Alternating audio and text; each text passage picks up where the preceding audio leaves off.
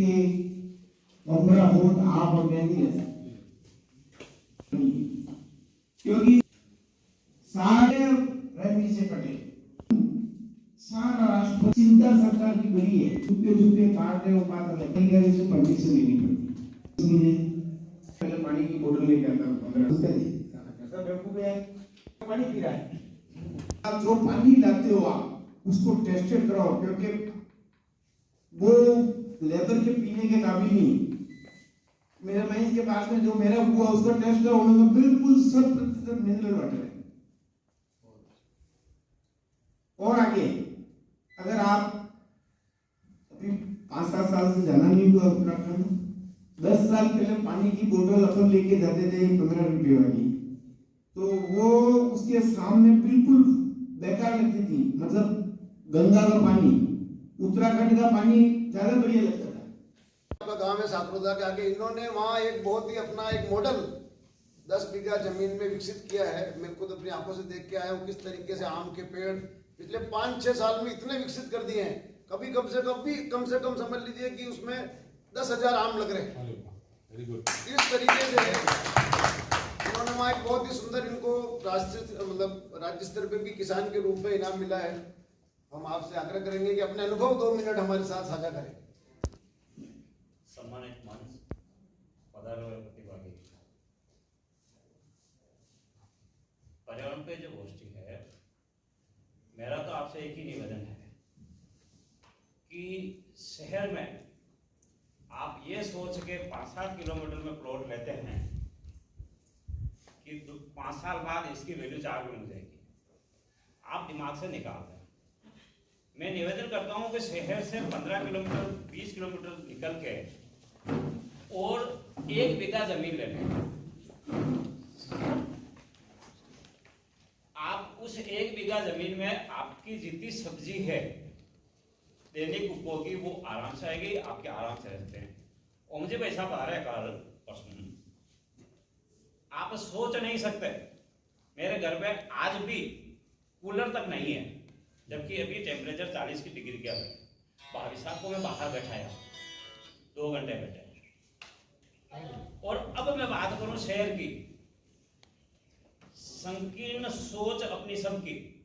मेरा सेक्टर 3 में मकान है, यहाँ पे सेक्टर 3 में भी मेरे कभी कूलर की जरूरत नहीं पड़ी, क्योंकि मैंने सेट बैग चारों तरफ छोड़ रखा है।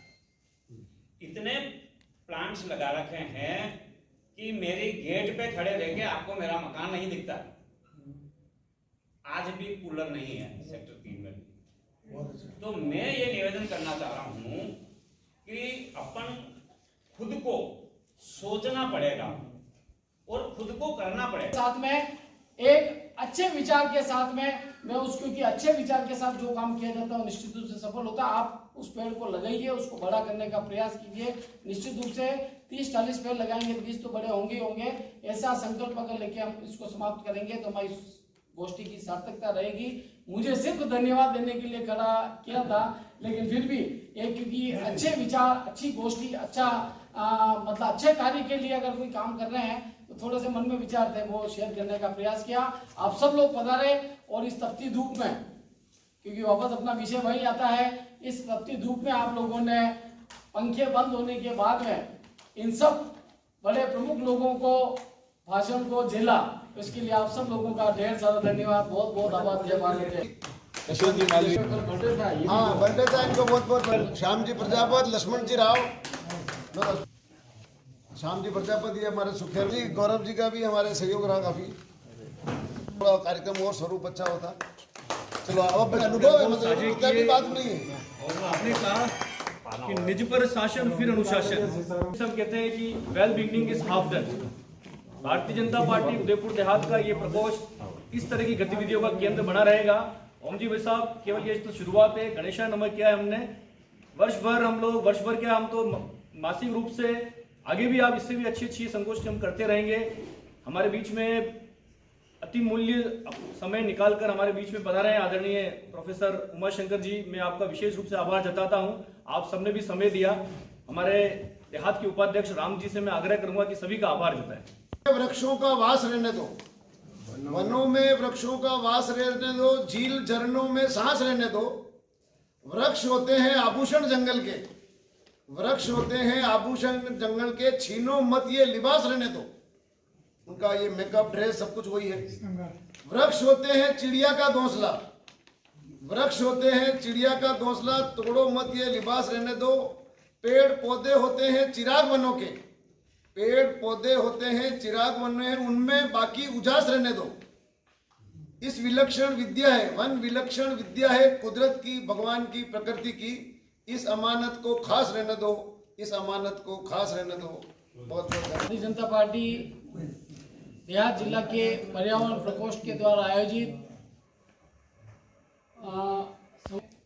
उपस्थित जो पर्यावरण से संबंधित है और भारतीय संस्कृति में किस प्रकार से इसका संरक्षण बताया हुआ है, उस संरक्षण क्या संगोष्ठी में उपस्थित भारतीय जनता पार्टी के हमारे अग्रज पूर्व जिलाध्यक्ष आदरणीय ताराचंद जी भाई साहब, आदरणीय तखत सिंह जी भाई साहब, इस संगोष्ठी के हमारे आयोजक ओम जी भाई साहब, एक बार ओम जी का नाम लूँगा, दो ओम जी एक साथ पूरे हो जाएंगे।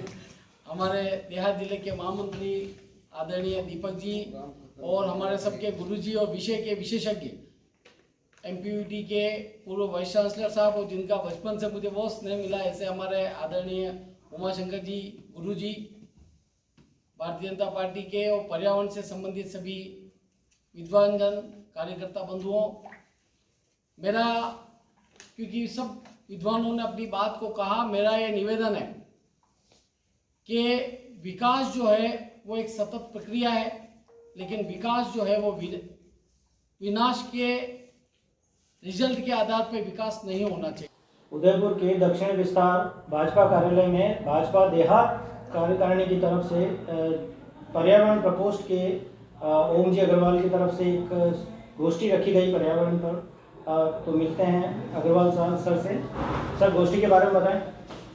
आज हमने बहुत ही गंभीर विषय पर इस गोष्ठी का आयोजन किया है।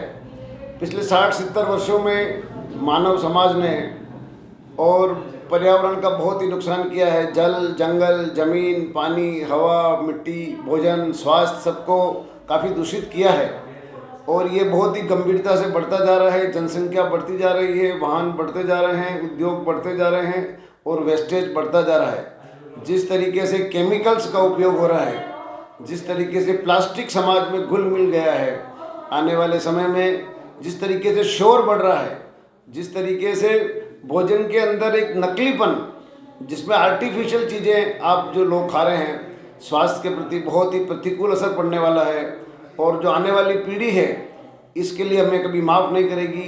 हवा हम खराब कर रहे हैं, पानी हम खराब कर रहे हैं, भोजन हम खराब कर रहे हैं, खेती हम खराब कर रहे हैं, जंगल हम खराब कर रहे हैं, ज़मीन हम खराब कर रहे हैं, नदियों को हमने सुखा दिया है, कुओं और बावड़ियों को हमने सुखा दिया है।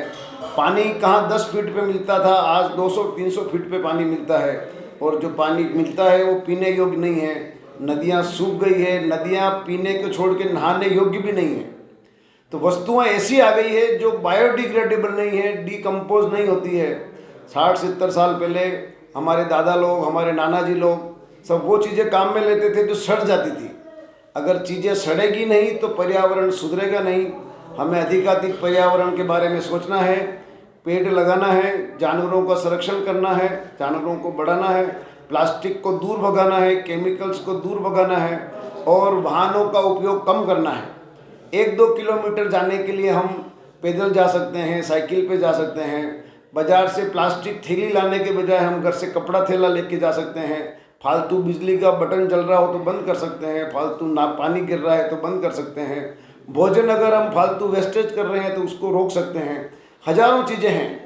गाड़ी को आप कम पानी से धो सकते हैं, स्कूटर को आप कम पानी से धो सकते हैं, कॉपी किताब को बचा सकते हैं, कागज़ को बचा सकते हैं।